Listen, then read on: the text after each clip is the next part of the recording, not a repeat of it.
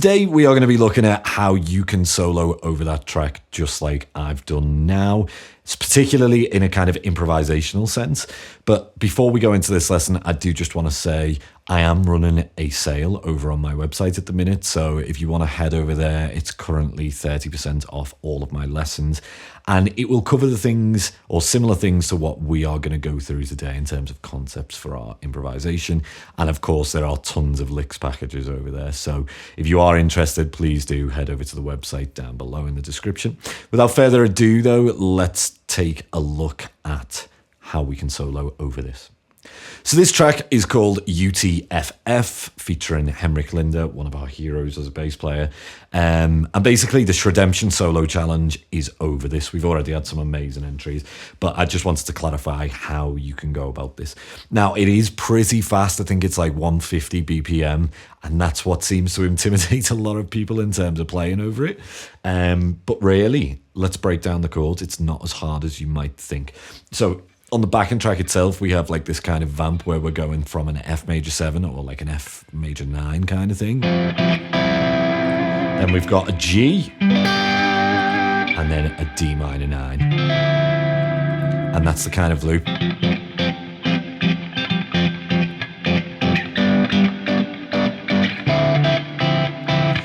There is one extra chord in there. Sometimes it does sidestep to like an E flat.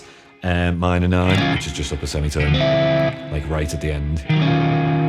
But other than that, that tells me actually that this is diatonic. Why? Well, if we think F major 9 or F major 7, G, just a straight major chord, D minor 9, what key do you think that is? Well, let's just say it's in C or A minor. They are the same thing, even though we don't go to an A minor. So essentially we've got like chord 4, chord 5, and then 2. Think of that as like, you know, like a flat 3 if you want minor.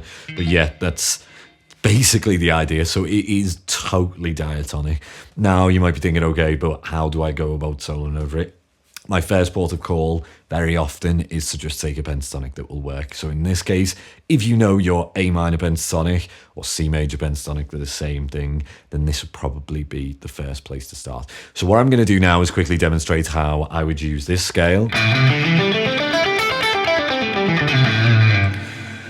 to play over this track. So let me just start the backing track and yeah, let's give this a go.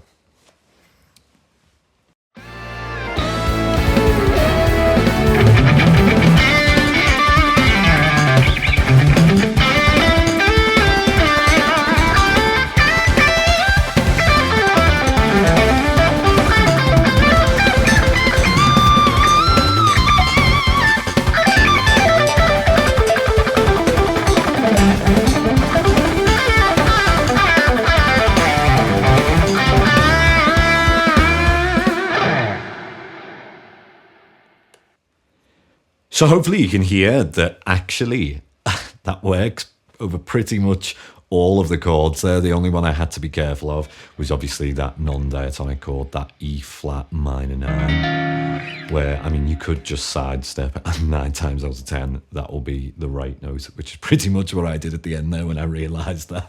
But okay, so the next way to do this then would be to think of like a full scale. So, I mean, if you wanted to, you could think of like a natural minor all over this because it's going to work, or C major. That is one way of doing it. I mean, this wouldn't be the go-to for me, but it certainly will work. So let's give that a try then. So A natural minor or A Aeolian. This kind of thing will actually fit. Why? Because all of these chords are diatonic to the key of C. So yeah. Except for that E flat, remember that is just the little special one. We can tackle that a little bit later on. But yeah, let's give that a go now then. So we've got one full complete scale. Let's hear how it sounds.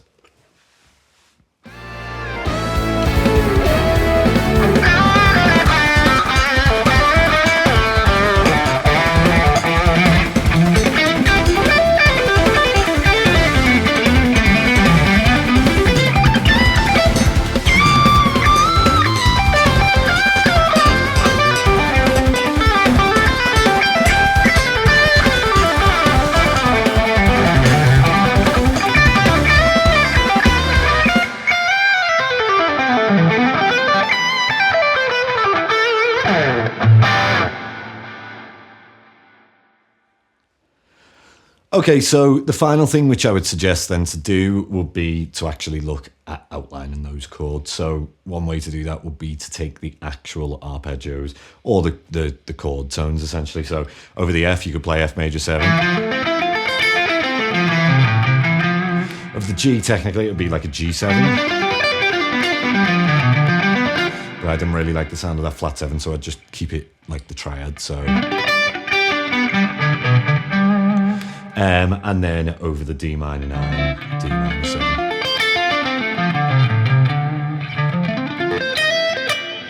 Any kind of form of D minor 7, D minor 9, D minor 11, that kind of thing. I know they are going above the chord tones there, but it all will sound nice. Maybe at first just limit yourself to the 7th chords, and then for that G, like I say, you can just play the triad. But anyway, let's give that a go then now. So again, another improvised take, but this time I'm going to be focusing really on playing those chord tones as the changes go by.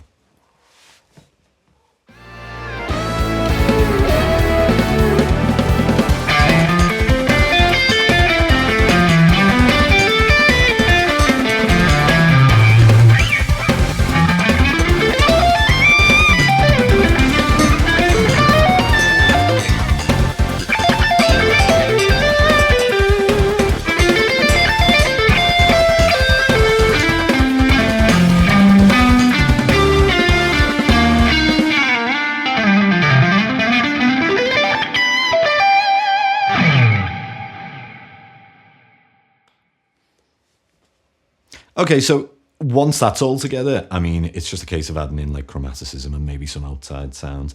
But I hope that all made sense. I was trying to play super obvious with those chord tones there, but it's just a case of trying to outline the actual sound of the chords as they go by, I guess. That's what the final solo on the album, the one which you heard right at the beginning of this video, that's what it's trying to do. At least that was my thought when I went about writing it, you know.